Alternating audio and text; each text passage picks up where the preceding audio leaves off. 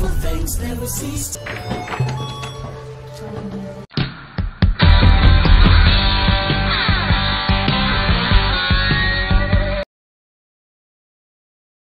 Film diawali dengan memperlihatkan seorang gadis bernama Ika. Ia bekerja sebagai SPG di sebuah toko baju dan tinggal di sebuah kos-kosan di mana pemilik kos-kosan tersebut bernama Ibu Daeng. Ibu Daeng juga mempunyai seorang anak laki-laki bernama Abner. Di kosan tersebut, Ika diperlakukan sangat baik layaknya anak sendiri.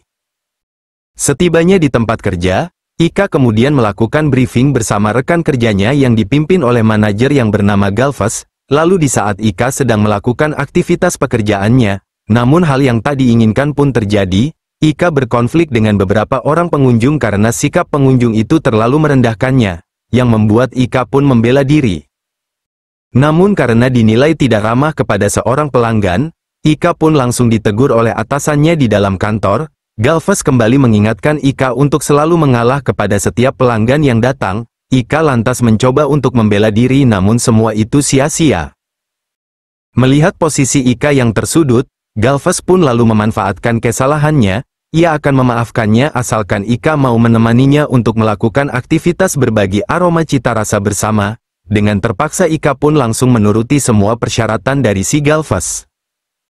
Beberapa saat kemudian, terlihat anak dari pemilik toko tersebut datang. Pemuda tersebut bernama Dev. Di sini Dev langsung menemui ayahnya yang berencana akan mewariskan seluruh kepemilikan toko itu kepadanya. Semua itu dikarenakan ayah Dev sedang sakit dan harus mendapatkan perawatan intensif. Lalu setelah pertemuan itu, Dev kemudian memanggil Ika dan mengajaknya untuk masuk ke dalam ruang ganti. Namun tak disangka, di dalam ruangan kecil itu Ika juga harus melayani permintaan dari bos barunya itu untuk melakukan aktivitas berbagi aroma cita rasa bersamanya. Di saat Ika pulang bekerja, ia pun dijemput oleh pacarnya yang bernama Roman yang berprofesi sebagai seorang polisi. Ternyata kekasih Ika ini sudah mempunyai seorang istri. Ika terpaksa menjadi kekasih Roman dikarenakan sejak beberapa tahun lalu ia sudah dirawat oleh pria tersebut.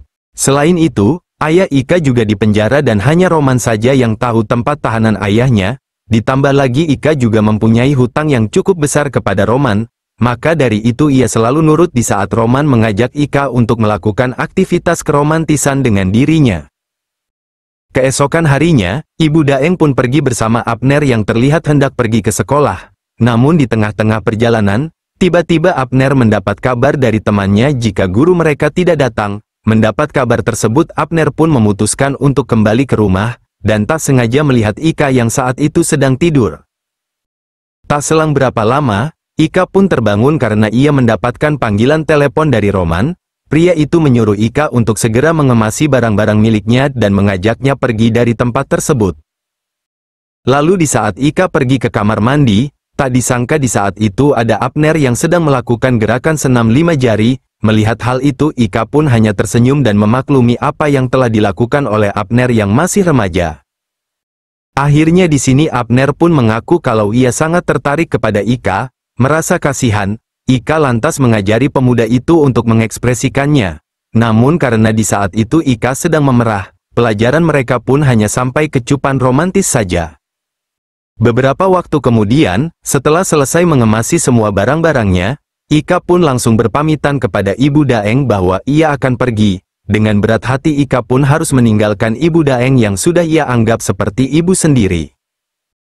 Singkat cerita, tibalah waktunya Ika untuk pulang bekerja. Roman pun kembali datang mencari Ika dan menanyakannya kepada si Galvez. Tanpa basa-basi Roman langsung menghajar Galvez dikarenakan ia tahu kalau pria itu sering berbuat tidak baik kepada Ika dan karyawan lainnya. Di tengah-tengah huru-hara, terlihat ada seseorang yang menyelinap masuk lewat pintu belakang, dan ternyata itu adalah Ika yang dengan sengaja membakar panel listrik, yang menyebabkan toko itu kebakaran. Kemudian Ika pergi ke ruang berangkas untuk mengambil semua uang yang ada di sana. Lalu di saat ia hendak pergi, ia pun kaget di saat melihat rekan kerjanya dihabisi oleh si Roman yang kebetulan ada di sana yang bermaksud menyelamatkan Ika dengan menghilangkan saksi mata. Melihat kesempatan itu, Ika lantas menaruh kartu identitas beserta dompetnya di sana supaya orang-orang di sana mengira dirinya lah yang menjadi korban. Lalu kita pun flashback di saat Ika pertama kali berkenalan dengan Roman. Roman mengajak Ika tinggal di rumahnya bersama dengan istrinya bernama Monica. Ika diperkenalkan Roman sebagai ponakannya yang baru saja datang dari kampung. Sejak saat itu, Ika selalu mendapatkan perlakuan buruk dari Roman yang selalu ingin mencicipi aroma cita rasanya saja. Namun di suatu ketika, Monica memergoki suaminya bersama Ika sedang berduaan. Melihat hal itu, wanita itu pun merasa marah dan langsung mengusir Ika dari rumahnya. Akhirnya Roman mengungsikan Ika ke rumah singgah milik polisi, yang biasa digunakan untuk mengamankan para saksi dan korban kejahatan. Di sana Ika pun diperlakukan sangat baik oleh para penjaga yang juga mengajarinya ilmu bela diri. Dari situlah Ika memutuskan untuk balas dendam sekaligus membebaskan dirinya dari Roman dan berniat akan menemui ayahnya. Lalu saat di tempat lain, terlihat Dev, anak si pemilik toko, sedang bermain kartu. Dan pada hari itu ia pun menang banyak hingga ia pun memutuskan untuk menyudahi permainannya. Namun di sisi lain, lawannya merasa tidak terima dengan kemenangan yang Dev dapat. Lalu di saat Dev dalam perjalanan pulang, tiba-tiba ada seseorang yang ingin menghabisinya. Ika yang tak sengaja melihat peristiwa itu lantas mengajak Dev kabur dan menyelamatkannya. Inilah awal Dev dan Ika bisa saling mengenal. Di sini Ika mengaku bahwa ia baru saja datang dari kampung dan sedang mencari sebuah pekerjaan. Sebagai rasa terima kasih, Dev lalu mempekerjakan Ika di toko miliknya selama 3 tahun. Tidak ada seorang pun yang tahu bahwa Ika dan Dev sudah saling kenal, dan selain itu Ika juga dikirim sebagai mata-mata di toko tersebut. Untuk menjalankan misi khusus, ia menjalin hubungan dengan Dev, bahkan bertahan dengan Roman pun merupakan bagian dari rencananya. Ika yang ribut dengan seorang pelanggan juga merupakan tindakan yang disengaja. Semua itu dia lakukan agar ia dipanggil untuk masuk ke dalam kantor bosnya, agar tahu tempat berkas audit dan posisi berangkas yang disimpan. Rencana pembakaran toko merupakan rencana dari Dev agar bisa mendapatkan uang asuransi untuk menyelamatkan perusahaan dari kebangkrutan.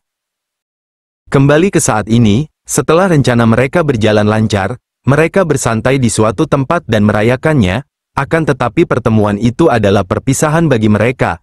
Mereka harus segera berpisah dan tidak boleh bertemu lagi agar rencana mereka tidak diketahui oleh orang lain.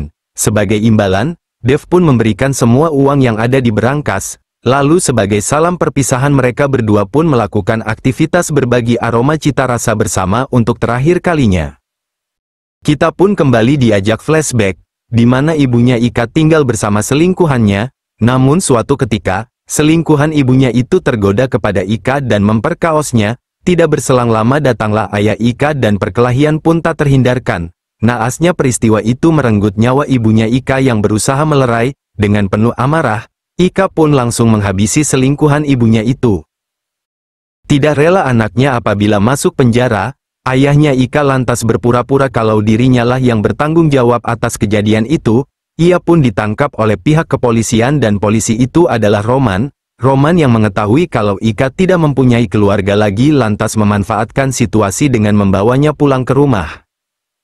Kembali ke masa sekarang, Ika pun menelepon Roman dan memberitahu bahwa ia sedang menuju ke penjara ayahnya sesuai dengan petunjuk yang Roman berikan. Selain itu Ika juga sudah membayar lunas semua hutangnya kepada Roman, dan mulai detik itu juga mereka sudah impas serta tidak ada hubungan sama sekali. Setibanya di lokasi, Ika langsung menanyakan keberadaan ayahnya. Namun sayangnya, sang ayah ternyata sudah lama meninggoy akibat terkena penyakit di kala pandemi. Mendengar hal itu Ika pun merasa sangat sedih karena ia belum sempat bertemu dengan ayahnya. Ia juga marah kepada Roman karena tidak jujur serta memanfaatkannya, padahal ayahnya sudah lama tiada. Beberapa waktu kemudian, Ika bertemu dengan 2 orang pria yang membawakannya sekantong jenazah. Dan itu adalah jenazahnya Roman. Ika sengaja menyewa orang lain untuk menyingkirkan Roman sebagai bentuk pembalasan yang ia terima selama ini. Dan akhirnya, film pun selesai.